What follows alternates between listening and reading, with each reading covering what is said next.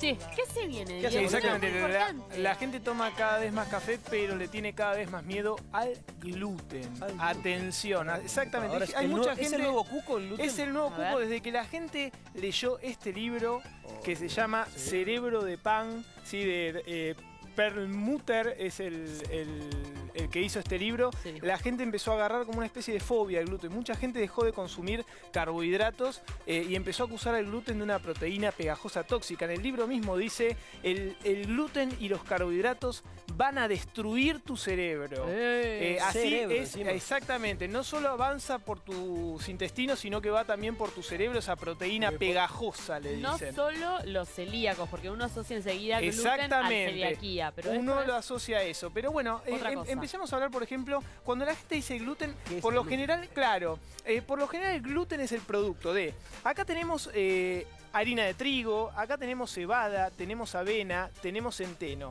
Bien. La mezcla de esta harina con agua Sí. y amasado, Una pizza.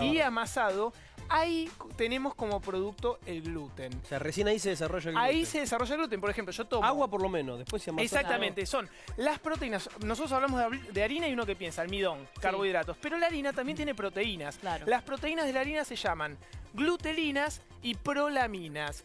Esas son las proteínas en las cuales una enfermedad celíaca, una persona celíaca, una persona alérgica al gluten, es alérgica a estas A eso. proteínas. Exactamente. Ahora, en conjunto esas proteínas con agua y amasado, ahí es donde se desarrolla el gluten. Ahora, nosotros solemos decirle gluten a todo. Sí. Por ejemplo, la gente el celíaco que toma cerveza, whisky, no está desarrollado el gluten, pero les va a dar una intolerancia porque tiene cebada. Claro. Sin embargo, no desarrolla el gluten. Pero bueno, se usa como un genérico decirle Claro. gluten Es a verdad, todo. es verdad. En realidad el gluten se desarrolla cuando se amasan las prolaminas y las glutelinas con agua y se genera un amasado. Las prolaminas, que en el caso del trigo se llama gliadina, es lo que le da la elasticidad a la masa, genera que se pueda estirar. Y las glutelinas son las que le dan cohesión y tolerancia. O sea, una las deja estirar y la otra hace que no se rompan. Claro. Y es lo que le da la propiedad a los panes de que genere esa expansibilidad y eso, exactamente eso. Claro. Esas burbujas que hay adentro, para eso sirve el gluten.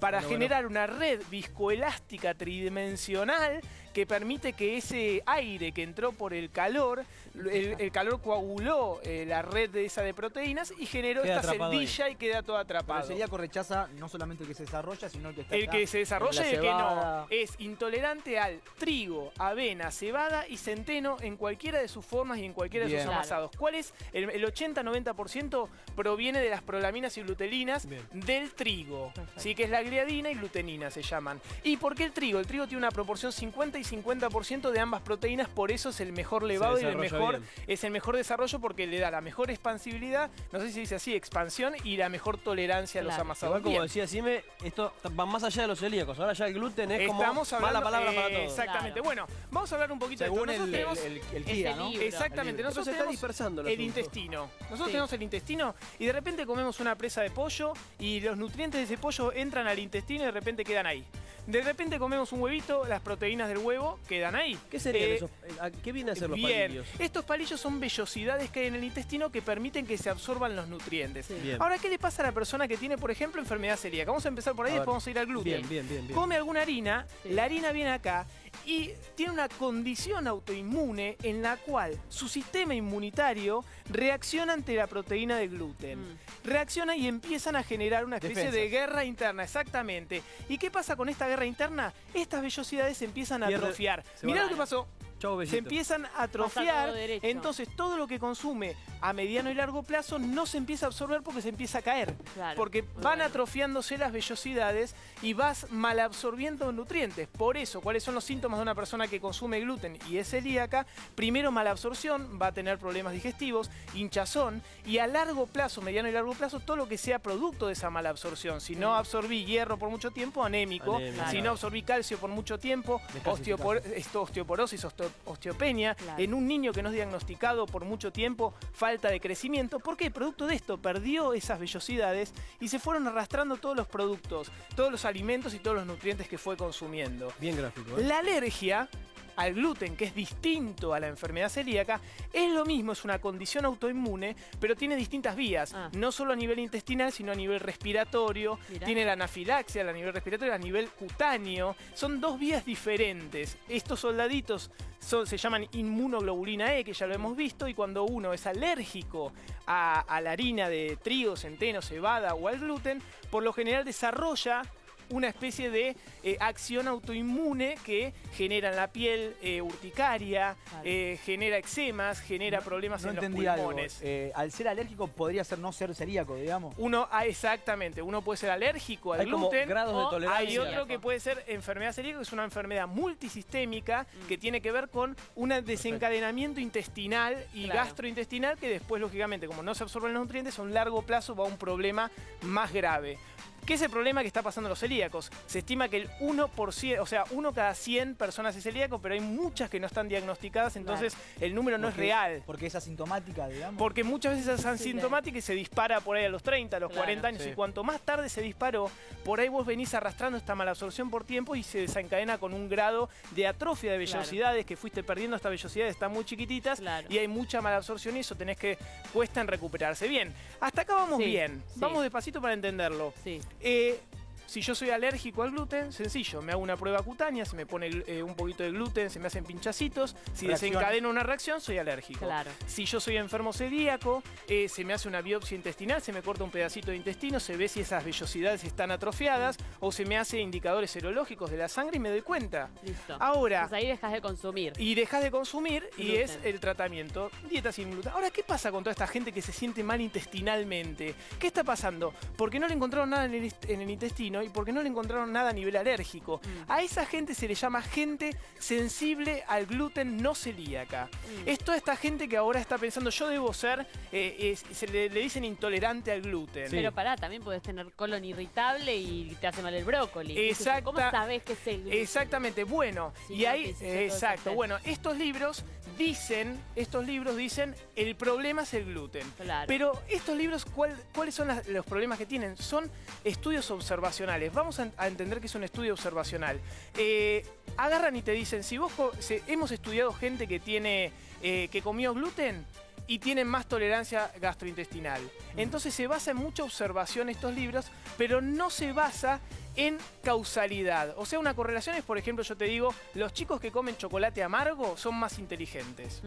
Eso es una correlación. Claro. Pero la correlación puede tener una falacia inversa. Por ejemplo, yo te puedo decir, ¿y por qué no la gente más inteligente elige el chocolate amargo para comer más?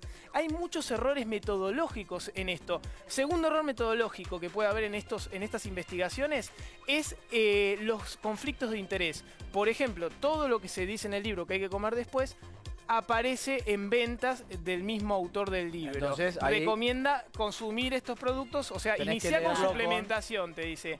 Tenés que suplementar y después te aparece una página donde vos vas y comprar O sea los suplementos que- que te recomienda él. Claro. David Perlmutter permuta.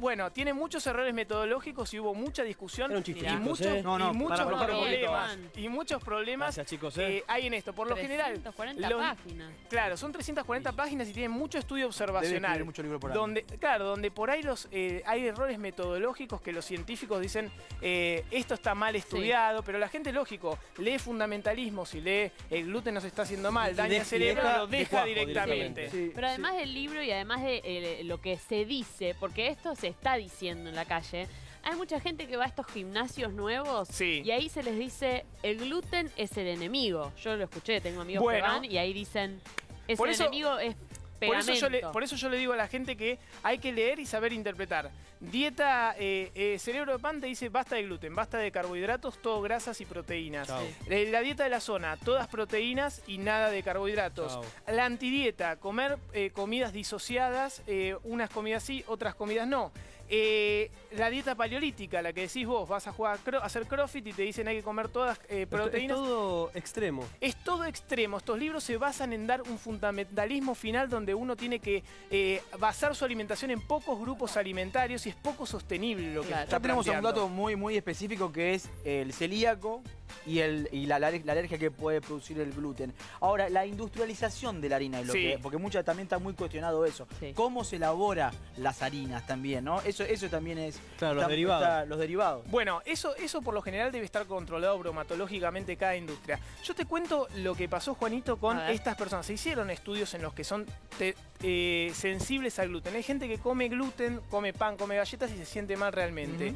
Y se han hecho estudios, y miren los que les voy a contar. Se han hecho estudios, se han dividido dos grupos. Le dijeron, bueno, a ver, divídense ustedes dos, ustedes van a consumir Pan.